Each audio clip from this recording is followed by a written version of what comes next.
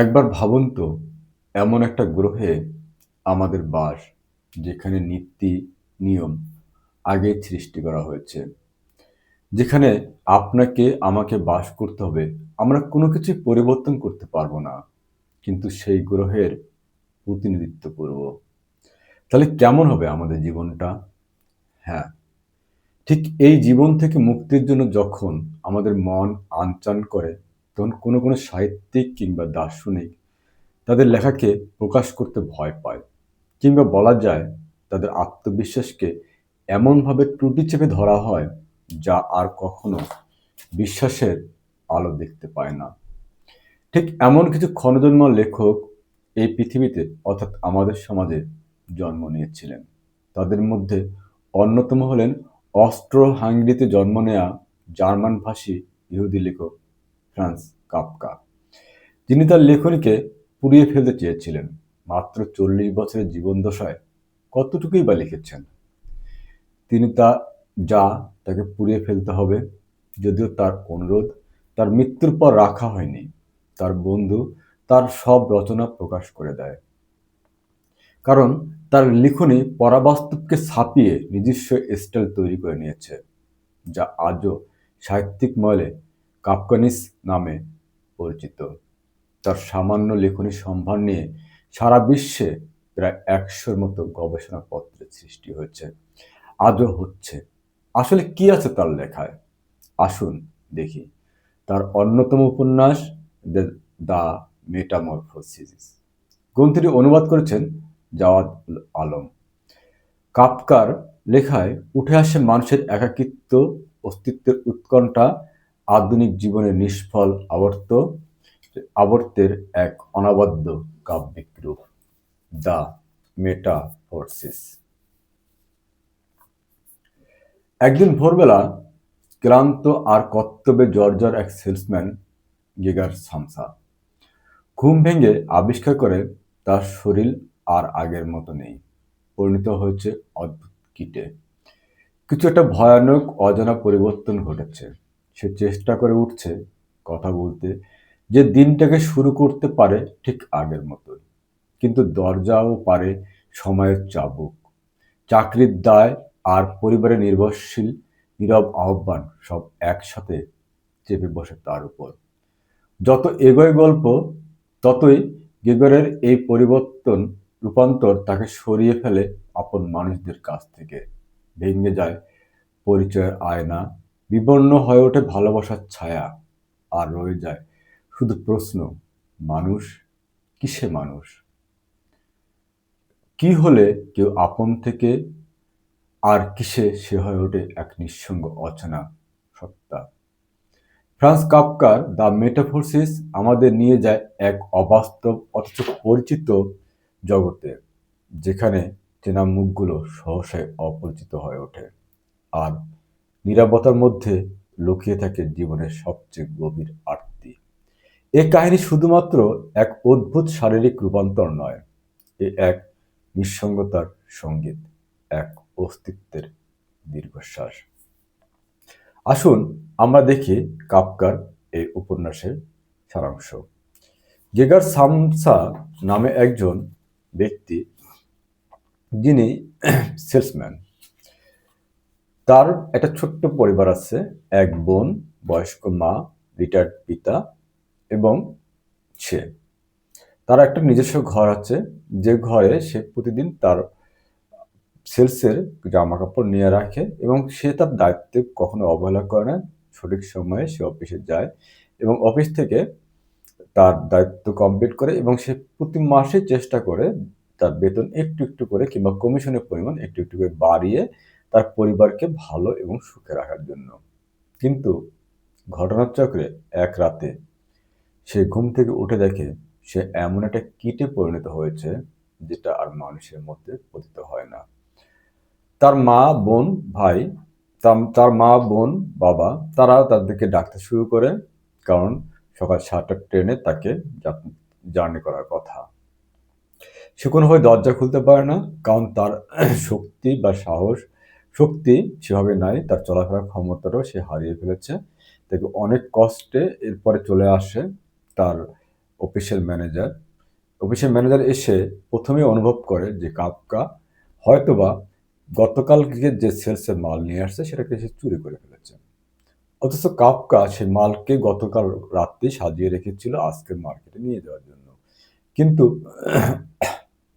সে manager সাহেব সে বিষয়টিকে অবগত না হয়ে কাফকার বিরুদ্ধে কিছু অভিযোগ আনয়ন করে। গেগার সালসার বিরুদ্ধে কিছু অভিযোগ নিয়ে আসে। সালসা এই অভিযোগকে মাথায় নিয়ে অনেক যুদ্ধ করে দরজাটা খুলে দেয়। দরজা খুলতেই দেখতে পায় যে তার পরিবর্তিত রূপ সবাইকে আতঙ্কিত করে। বাবা, মা, মেয়ে, বোন এবং ম্যানেজারকে। ম্যানেজার খুব দ্রুত বেগে সেখান থেকে পালিয়ে যায় এবং বাবা, মা এবং বোন তাদের সন্তানের, ভাইয়ের, প্রিয় মানুষটার এই দুরবস্থা দেখে নিজেদেরকে আর ধরে রাখতে পারে না। তারা অনেকটা কাছে চলে আসে। দিনে দিনে একটা সময় গিয়ে এই পরিবারের আপন লোকগুলো কাফকাকে সালসাকে ভয় পেতে শুরু করে। ঠিক তখন পরিবারের হাল ধরার জন্য তার বাবা পুনরায় চাকরিতে যোগদান করে। বোন একটা দোকানের সেলসম্যানের দায়িত্ব নেয়। বাড়ির একটা অংশ ভাড়া দেওয়া হয়। তার খাবারের জন্য ব্যবস্থা করা হয় বিভিন্ন ধরনের আইটেম। কিন্তু দেখা যায় সালসা শুধুমাত্র পুরাতন বাসি খাবারের প্রতি তার দৃষ্টি চলে যায়। অর্থাৎ কাফকা আর মানুষ থাকে না। অর্থাৎ সালসা আর মানুষ থাকে না। সে হয়ে যায় একটা কীট। একটা কীট হয়েও সে সবসময় অনুভব করে তার পরিবারকে। সে প্রতিটা মুহূর্তে দেখতে চায় তার পরিবারের মানুষের কষ্টগুলোকে সে কতটা দ্রুত সমাধান করতে পারবে। সে সুস্থ হওয়ার জন্য চেষ্টা করে। কিন্তু সুস্থ তো হতেই পারে না, বরঞ্চ দিনে দিনে তার আকৃতি ছোট হতে থাকে। অর্থাৎ একটা বড় কীট থেকে ধীরে ধীরে সে ছোট একটা কীটে পরিণত হয়। তার বাবা তাদের বাড়ির একটা অংশ ভাড়া দেয়। ভাড়া দেওয়ার পর সেখানে কয়েকজন লোক ভাড়াটে হিসেবে আসে। এই ভাড়াটে মানুষগুলো একটা সন্ধ্যায় তার বোন সুন্দর বেহালা বাজাতে জানতো। সেই বেহালার একটা পার্টি করতে চায় এবং তার বাবা সেখানে অনুমতি প্রদান করে, কারণ তাদের আর্থিক অবস্থাটা অনেক বেশি খারাপ ছিল। তখন তার বোনের এই বেহালার সুর সালসার অনেক পছন্দের ছিল। সালসা এই বেহালার সুর শোনার জন্য এগিয়ে যায়, ঘর থেকে বের হয়ে যায়।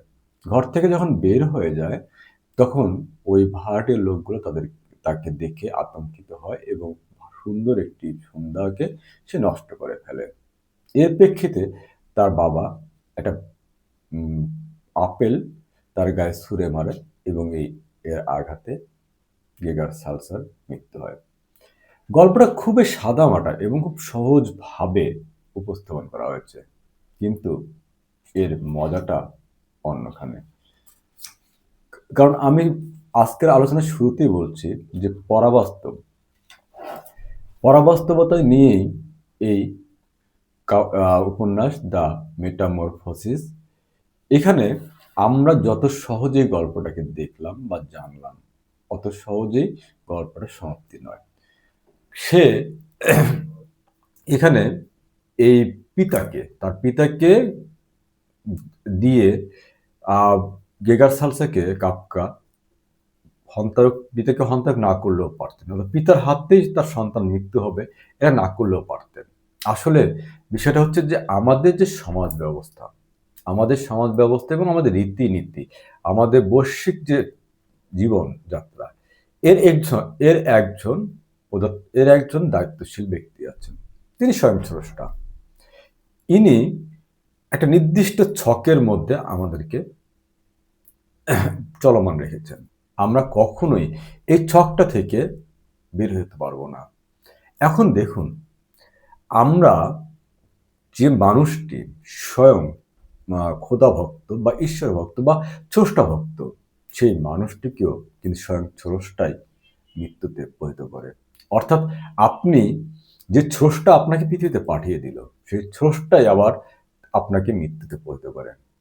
কাফকার ঠিক লড়াইটা এই জায়গাটাতেই কাফকার লড়াই, যে স্রষ্টা তাকে সৃষ্টি করলো তার নিয়ম নীতি পরিচালনা করার জন্য। সে যথেষ্ট ভদ্রভাবে এবং স্রষ্টাকে সম্মানের সহিত একটা একটা নীতিকে সে মেনে চলল। কিন্তু ফলাফল কি হলো? ফলাফল হচ্ছে স্রষ্টাই ওই তার সৃষ্টি জীবকে আবার মৃত্যুর স্বাদ উপহার দিল। কাফকা ঠিক এই জায়গাটাতেই ব্যতিক্রম, এবং সে জানতো যে তার কোনো উপন্যাস বর্তমান সময়ে, তার সময়কালে, এটি 1900 শতকের শুরুর দিকে কখনোই কোনো সাহিত্যিকের কাছে, কোনো লেখকের কাছে, কোনো পাঠকের কাছে জনপ্রিয় হবে না, এবং এটি একটি বিপ্লবের সৃষ্টি করবে। কিংবা কাফকা এটা ভাবতো তার লেখাগুলো ঠিক এরকমই হয়ে যাচ্ছে, যা একটা বিপ্লবের সৃষ্টি করছে, যেখানে সে নিজে চাচ্ছে না নতুন কোনো ঝামেলা তৈরি করতে, কারণ তাকেও চলে যেতে হবে স্বয়ং ওই স্রষ্টার কাছে। তাই সে তার লেখা গ্রন্থগুলোকে কখনোই প্রকাশ করতে দিতে চায়নি। তার গ্রন্থগুলোকে সবসময় একটা বক্সের মধ্যে বন্দি করে রাখা হতো, এবং তার বন্ধুকে, প্রিয় বন্ধুকে সে চিঠি লিখে বলেছিল এগুলো পুড়িয়ে ফেলতে, এবং তার জীবিতকালে সে কোনো লেখাই প্রকাশ করতে পারেনি। বিভিন্ন সমালোচক বিভিন্নভাবে বলতে চেষ্টা করেন যে কাফকা তার পারিবারিক শাসনের কারণে সে লেখালেখি করতে চেয়েছিল, তার বাবা তাকে বারবার আইন বিষয়ে পড়তে এবং ভালো জবের জন্য তার উপর মানসিক টর্চার করত। আসলে কাফকার লেখনীতে তার জীবনের এই অংশটি নয়, সে বাস্তবতার বাইরে পরাবাস্তবকে নিয়ে চিন্তা করত। কারণ আপনি এই বাস্তব লাইফ জীবনে যে জায়গাটার মধ্যে আপনি অবস্থ আছেন, সেটি আপনি আপনার পরিবারকে কোনো না কোনোভাবে বোঝাতে পারবেন, কিন্তু শুধু একজনকে পারবেন না, সেটি হচ্ছে স্বয়ং স্রষ্টা। তাই সেই স্রষ্টাই আপনাকে, আপনি তার প্রতি একেবারে টোটালি তার প্রতিটি আদেশ অনুশাসন এবং সবকিছু মেনে যদিও চলেন, কিন্তু তারপরও মৃত্যু আপনার জন্য অবধারিত, এবং সে মৃত্যুটি অন্য কেউ ঘটাবে না, স্বয়ং ঘটাবেন স্বয়ং স্রষ্টা, যিনি আপনাকে সৃষ্টি করেছেন। আর এর বাইরের যে গ্রহ, এর বাইরের যে জগৎ, সেটি হচ্ছে পরাবাস্তব। এই পরাবাস্তবতার মধ্যে যখন আপনি অনুভব করবেন যে আপনার অবস্থান হওয়া উচিত, ঠিক সে জায়গাটাতে আপনি যেতে চাইবেন। ঠিক ফ্রান্স কাফকা এটাই চেয়েছিলেন তার এই সামান্য কিছু উপন্যাস নিয়ে। কিছু কিছু উপন্যাস তার প্রপারলি লেখা শেষ হয়নি। তিনি একটা ডায়েরি মেনটেন করতেন, ডায়েরিতে কিছু লিখতেন, তার কিছু চিঠি, অল্প কয়েকটি উপন্যাস, দ্য ট্রায়াল, আমেরিকা, এতটুকু খুব সামান্য সম্পদে ভরপুর তার এই জীবন, সাহিত্য জীবন। কিন্তু সেটি আজ একবিংশ শতকে এসে প্রতিটি মানুষের কাছে অনেক অনেক বেশি আকর্ষণীয়। প্রতিটি মানুষ এই একবিংশ শতকে এসে কাফকাকে অনুভব করেন, তার পরাবাস্তবকে অনুভব করেন। তাই হেগে প্রাগ শহরে কাফকার একটি মূর্তি স্থাপন করা হয়েছে। 24 ঘন্টা ঘূর্ণীয়মান এই মূর্তিটি সবসময় আপনাকে মনে করিয়ে দেয় যে এটা নতুন ধরনের এক যাত্রা। এই যাত্রাটা এতটাই ভিন্ন যা অন্য কেউ দেখেনি। তাই তো এখন সাহিত্য জগতে সাহিত্যপ্রেমীরা, সাহিত্যের সমালোচকরা নতুন একটি স্লোগান কিংবা একটি নাম প্রকাশ করে, কাফকানিস। এই পরবাস্তবতার বাংলা ভাষায় একজন লেখক ছিলেন, যাকে আপনারা সবাই চেনেন, ধূসর পাণ্ডুলিপি বা নাটোরের বনলতা সেনের কবি জীবনানন্দ দাশ। মজার বিষয়, জীবনানন্দ দাশ তার যে উপন্যাসগুলো লিখেছিলেন, কোনো উপন্যাসই তিনি তার জীবিতকালে প্রকাশ করেননি। তার মৃত্যুর পর তার ছোট ভাই এগুলো প্রকাশ্যে আলোয় নিয়ে আসেন।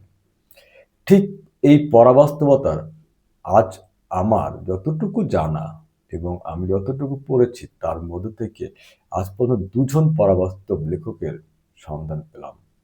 একজন হচ্ছেন ফ্রান্স কাফকা, আরেকজন আমাদের বাংলা সাহিত্যের জীবনানন্দ দাশ।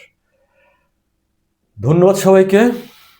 আজকে মেটামরফোসিসকে নিয়ে আপনাদের সামনে আমার কথা বলা হলো।